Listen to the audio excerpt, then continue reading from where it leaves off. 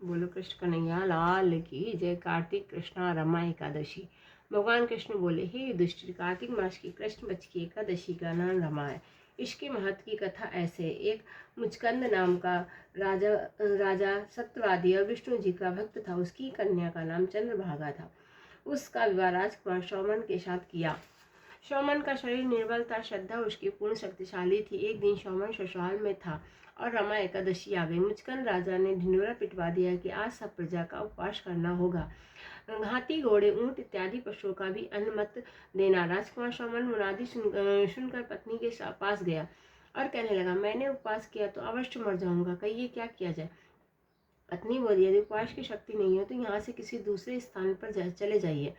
शौमन ने उत्तर दिया, बात निश्चित है कि मेरे शरीर में उपवास की शक्ति नहीं, परंतु श्रद्धा भक्ति मेरे मन में पूर्ण है। यह शिक्षा दे रही है, चाहे शरीर छूट जाए, व्रत को नहीं तोड़ूंगा। अतः उसने रमा एकादशी का व्रत किया, भूखा प्यासा दिन को व्यतीत किया, कष्ट पाकर रात्रि को भी जागरण किया।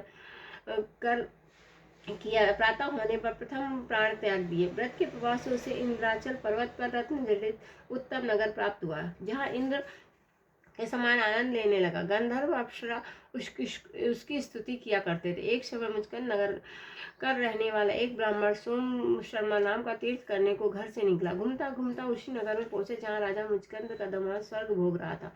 उसने जाकर पूछा, यह उत्तम नगर आपको कैसे प्राप्त हुआ?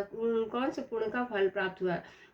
सौमन ने उत्तर दिया, यह सब प्रभाव रमा एकादशी का व्रत है। मेरे जन्मों के अनंत पाप नष्ट हो गया और अनुपम नगर प्राप्त हुआ, परंतु यह नगर अध्रुव है। ध्रुव बनाने की शक्ति एक मेरी पत्नी में ही है, अतः उसे शुभ संदेश अवश्य देना।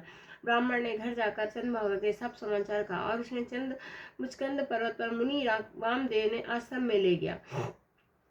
मुनि ने चंद्रभागा के मंत्रों द्वारा अभिषेक किया। वह दिव्य शरीर धार कर पति के पास चली गई। पति को कहने लगी, मैं जन्म से एकादशी का व्रत करती रही हूँ। इसके प्रभाव से तेरा अनुपम नगर ध्रुव लोक के समान अचल रहेगा। इस महत्व की कथा सुनने से विष्णु लोक मिलता है। इस दिन केले का सागर काम में आता है। जय